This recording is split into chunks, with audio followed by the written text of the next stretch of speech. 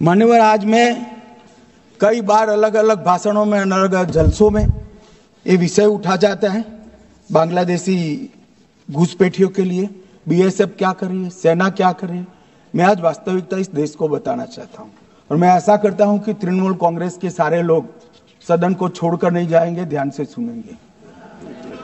मान्यवर, हमारी बांग्लादेश के सटी हुई सीमा, अब सुनिए भाई, हमारी बांग्लादेश से सटी हुई सीमा 2216 किलोमीटर, उसमें से 1653 किलोमीटर बाढ़ बन चुका है, बाढ़ के पास वाला रोड भी बन चुका है और चौकियां भी बन चुकी है।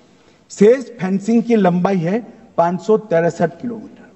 563 किलोमीटर सीमा आज भी खुली है और शेष फेंसिंग जो 563 किलोमीटर है उसमें 112 किलोमीटर फेंसिंग ऐसी है, बॉर्डर ऐसी है जिसमें बॉर्डर फेंसिंग व्यवहारू नहीं, नाले हैं, नदियां हैं, ऊंची नीची पहाड़ियां हैं, जहां 112 किलोमीटर में फेंसिंग हो ही नहीं सकता और 450 किलोमीटर जहां फेंसिंग होता है वहां बाकी है। अब मैं वो बताना चाहता हूं कि क्यों बाकी है। ये 450 किलोमीटर के लिए मान्यवर मैंने डीओ लेटर लिखकर 10 रिमाइंडर करे हैं, बंगाल सरकार भूमि नहीं देती।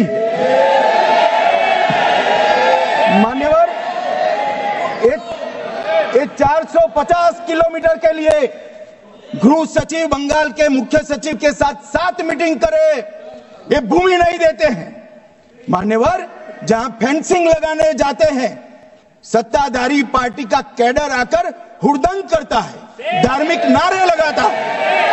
और मान्यवर, मैं कहना चाहता हूं कि ये 450 किलोमीटर फेंसिंग रुकी है तो केवल और केवल बंगाल सरकार की दया की दृष्टि घुसपैठियों के पर जो है इसके कारण।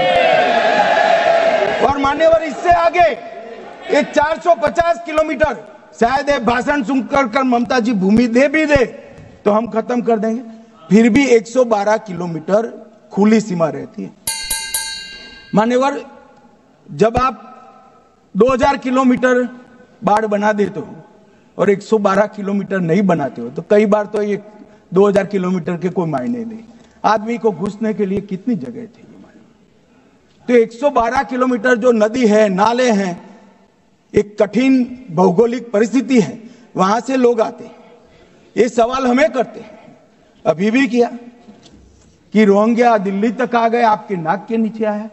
मान्यवर, ये बांग्लादेशी घुसपैठिए हो या रोहिंग्याज हो जो घुस कर आते हैं, पहले असम से भी आते थे जब कांग्रेस की सरकार, अब बंगाल से आते हैं टीएमसी की सरकार, घुस कर आते हैं।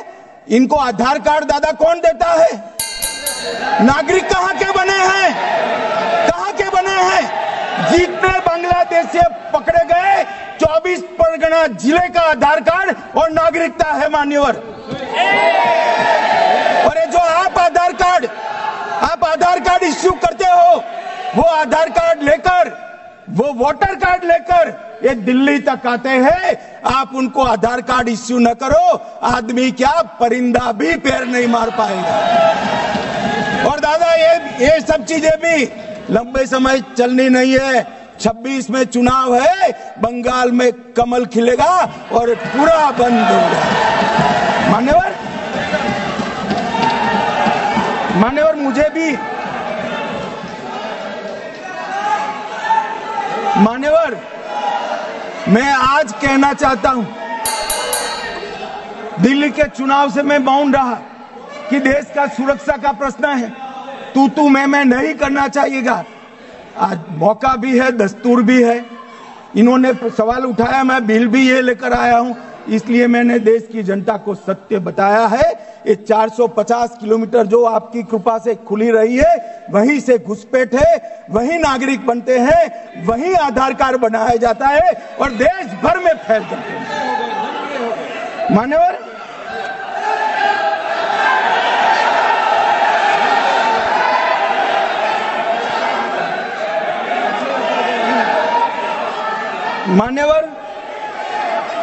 एक सदस्य ने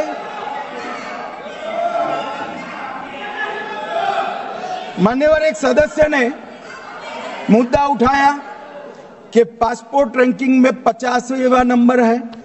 मान्यवर, ऐसा कोई सरकारी सर्वे नहीं है, एक निजी एनजीओ ने सर्वे कर दिया है। अब मुझे ये समझ में नहीं आता, इंडी अलायंस के नेता जब से राहुल गांधी बने हैं, सरकार के अधिकृत डेटा की जगह वो एनजीओ का ही डेटा खंगालते हैं।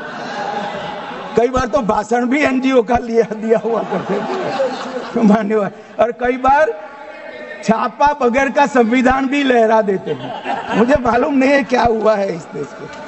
कनिमोझी जी ने कहा कि इतने सारे तमिल शरणार्थी आए हैं, इसके लिए भारत सरकार की नीति क्या है। बहुत अच्छा मुद्दा मान्यवर, मेरा भी वो शरणार्थियों के लिए दिल इतना भी दुखता है जितना कनिमोझी का दुख। मगर उन्होंने कहा आपकी नीति क्या है। मैं नीति बताता हूं। 1986 से जो भारत सरकार का नीति है, और जब आप 10 साल यूपीए सरकार में थे तब जो आपका नीति था वही हमारा नीति है। ये तो 74 से आए, आप 10 साल था, दयानिधि जी भी मंत्री थे, बालू जी भी मंत्री थे, कुछ नहीं किया। और हमें सवाल कर रहे हैं कि आपने क्या किया। भला आपने कर दिया होता तो हमारे लिए तो बारी ही नहीं आती। मान्यवर, तमिल शरणार्थियों की नीति में हमने फुल स्टॉप कॉमा का बदलाव नहीं किया है। जिस सरकार में डीएमके हिस्सेदार थी वही नीति को हमने जस का तस अपनाने का काम किया है। अगर कुछ बदलाव करना है तो मुझे देखना, हम सोचेंगे। मान्यवर,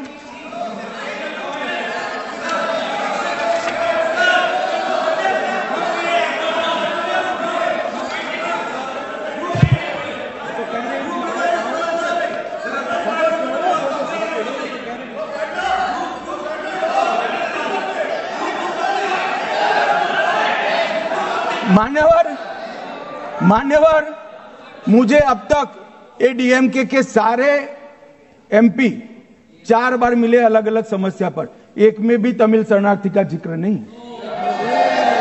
और कहते हैं डू समथिंग। भाई आप तो कहते ना, हमने तो आपकी नीति पर चले, हम माने ये सच्ची होगी। अभी भी आप दीजिए, हम सोचेंगे इस पर।